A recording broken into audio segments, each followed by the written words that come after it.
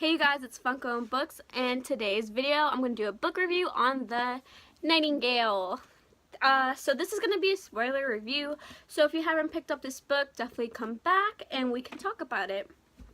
So this book made me feel every type of emotion. I'm already calling it, this is going to be hands down my favorite book of 2017. It's going to be one of my top favorites. I probably will never forget this book. I recommend this book to everyone. But it was really amazing. I was reading it last night. I finally finished it last night, and I was just Kim Kardashian, like crying. I was sobbing. Oh my god, my heart was broken by the end of this book. So let's just go on to the review. So it's from two point of views. It's from two sisters, and it's about Vianne. Vianne is the older sister, and she lives on the countryside of France, and she has a family, a daughter named Sophie, and a husband, Antonio. And Antonio goes off to the war, and she's left to take care of Sophie. And then it goes to Elizabeth, and Elizabeth is younger, she's rebellious, she gets expelled from school, and she's living in Paris, but her dad sent her away to live with Vianne in the beginning of the book. In the beginning of the book, I really didn't like the two main characters. I thought they were both very annoying. Elizabeth didn't fucking listen. Like, I was just like, what the fuck? You're gonna get everyone in trouble. Like, this is not a time to play. We're in World War II. You need to stop being immature. I thought she was very immature. She just didn't care. She just did whatever the fuck she wanted to do. And I just thought it was annoying. Sorry. She just made me so angry in the beginning of the book. And when she goes to live with Vianne, she was still rebellious. And I know she wanted to help, but God, like, come on, you're gonna get your sister in trouble. But finally, when she goes away to live in Paris with her dad, she finally, calms down and she starts helping the Allies. And that's when I began to, have a connection with her. That's actually when I started to like her, when she was still, doing dangerous things, but she was being mature about it, and she was being smart about it. She wasn't, causing herself to get attention and getting caught by the Nazis. Vianne, I didn't like her until the end of the book, until she started helping the cause, because in the beginning of the book, she was very annoying. I thought she was very needy, clingy, and she was just a horrible sister to Elizabeth. I thought it was just fucked up how, I know their mother died and it affected her, but it hurt you how your dad treated you, and you're gonna treat your little sister the same way. I thought that was horrible, and she even sends, Elizabeth away, and I just thought that was just fucked up, and I think that's why I kind of hated her, because I just thought she was a fucked up person, and she just complained. I understand, like, her husband is all she has, but she has Rachel, and her sister comes to live with her, and it's just still not enough. But yeah, I thought she was very careless throughout the beginning of the book too, because I knew she didn't know, like, later on to the book that, she was going to be starving and the Nazis were going to take everything away. But Elizabeth warned her. Elizabeth was just telling her, the Nazis are not good people. Do not listen to the French police. They are going to turn around and stab you in the back. But Vianne did not want to listen, and look what happened. Everyone was corrupt, and yeah. I started liking her till the end of the book. But yeah, I thought by the end of the book, she was very strong. Let me just go on to say this. I did not know at the end, when it kind of was a plot twist to me at the end, that it was Vianne that was the old woman. Did anyone see that coming? I thought it was going to be Elizabeth. Throughout the whole book, I was like, that's Elizabeth, like, Elizabeth is the old woman. She's the Nightingale, I knew it. But when she came up and she was like, oh, I'm going to be talking about my sister, I was just in shock. I did not see Elizabeth dying. Like, I couldn't take it in. I did not. Yeah, I keep repeating myself, but I was just in total shock. I'm still in shock. I can't believe that Vianne lived that long and Elizabeth died. Because throughout the whole book, Elizabeth gets in so much trouble, and she gets herself in so many dangerous situations that you would think she would die. Like, she even gets shot and she doesn't die, but after concentration camps, she gets very sick and she can't keep anything down, and she's coughing up blood, and I just sort of imagine her just like as a human skeleton, and she doesn't have any teeth, and like her hair's not growing back, and it's just Oh my god, she was just such a beautiful woman, and she turns into like such like a dying skeleton by the end of the book, and she dies in Guyette's arms. I think that's how you pronounce her love interest, but I was just sobbing. I didn't believe it. I think that was the hardest cry I have ever cried, was when I found out Elizabeth died. I was in shock. So let's get to another character, and I don't know if anyone else feels like this, but I kind of like Beck. He was a Nazi that lived with Vianne at the beginning of the book, and I never hated him. I thought he was a good guy. I never thought he was going to betray Vianne, how he treated her. He was so respectful, and he was so kind. I kind of wanted them to get together.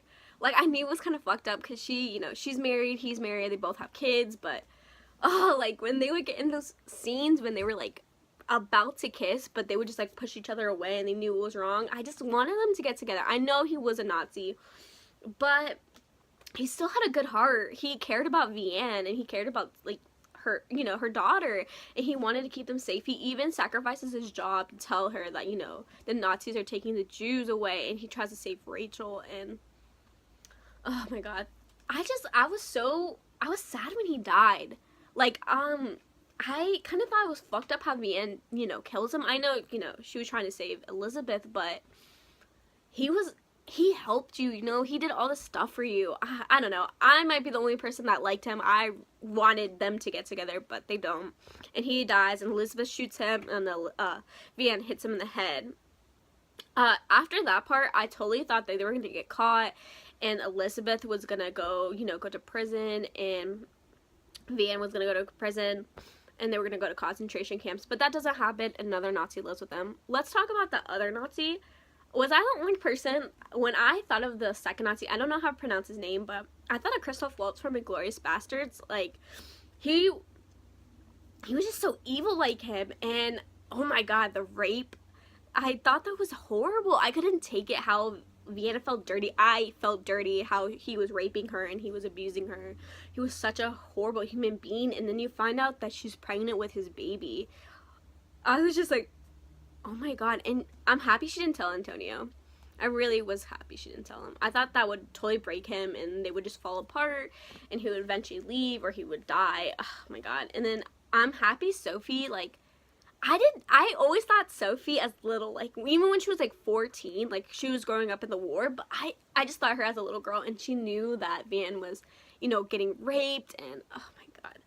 It was just horrible, and I hated the guy. When he eventually left, I just wanted Vianne to get a shotgun and shoot him. I wanted her to do something, but, of course, she can't do anything, but, oh my god.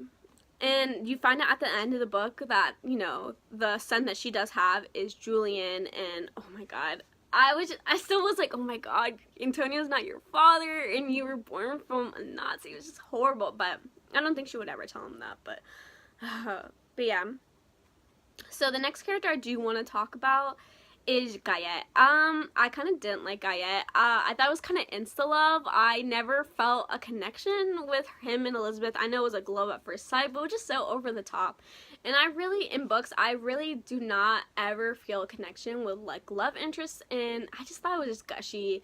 And I kind of ignore their, like, when they fall in love and they do meet together. The only part I did feel, like, really, like, something towards him was at the end when him and Elizabeth finally get together and she dies in his arms. I didn't think, again, Elizabeth was going to die in his arms. I thought that was kind of cheesy, but gosh. And then at the end, when he comes to Vianne when she's an old woman, and he tells her that he still loves her and he names his daughter after her, my feelings, I was getting butterflies. I was just like, oh my god. And I was just sobbing, and I was just like, I can't believe he still loves her, and I can't believe he's still alive, and oh my god, so horrible. And okay, let's get to deaths.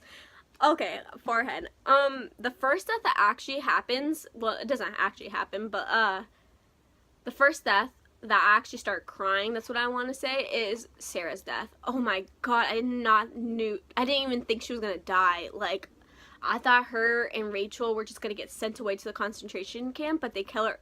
Hannah kills her off, and she doesn't even get to say her last words. Like, she just says, tell Sophie, and you just know, oh my god, that she wanted to say she loved her, or that was her best friend, but I was just, oh my god, it hurts my heart right now when they die and Van buries her. It was just horrible. I was crying, and when I find out Rachel dies, I didn't really cry. I felt more horrible. I felt more, you know, sad about her kids. And then when they take Aerie, I never thought of him as Daniel. Even when they changed the name, I thought of Aerie, so I'm just gonna call him Aerie.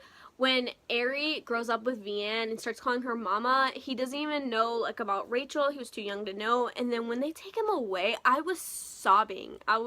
He was like, "Mama, no, you're my mama." And I was just like, oh my god. And she gives him the picture of her and Rachel, and he keeps it all through the years at the end of the book when they finally see each other again.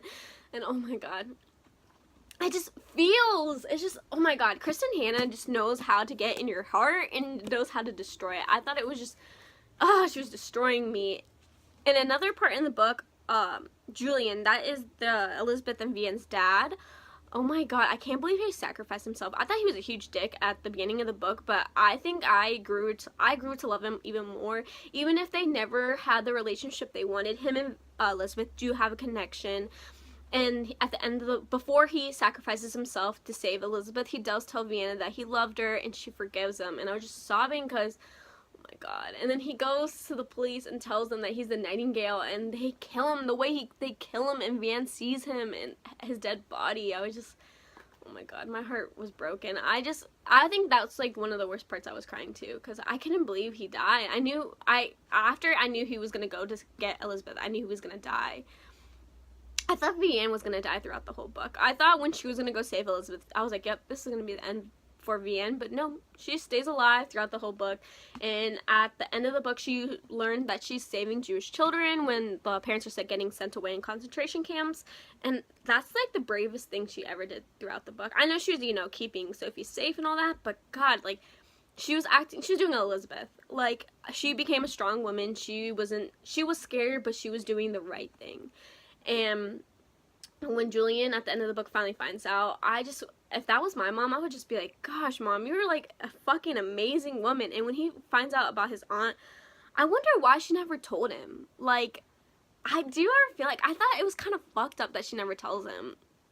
And you find out at the end of the book, Sophie dies of cancer, and oh my god, I think that teared me apart too because I wanted to see her. I was like, where is she? Like, I was like, why hasn't she said anything about Sophie? She keeps talking about like other people, but then you find out that she has cancer, and oh my god, I was just like, Sophie was so strong by the end of the book because she went through all that stuff. She starved. They almost starved to death.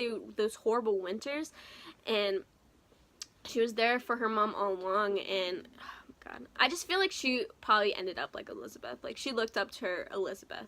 And yeah, so by the end of this book, when I found out that Van was the old woman, I totally was heartbroken. I want to know your feelings about this book.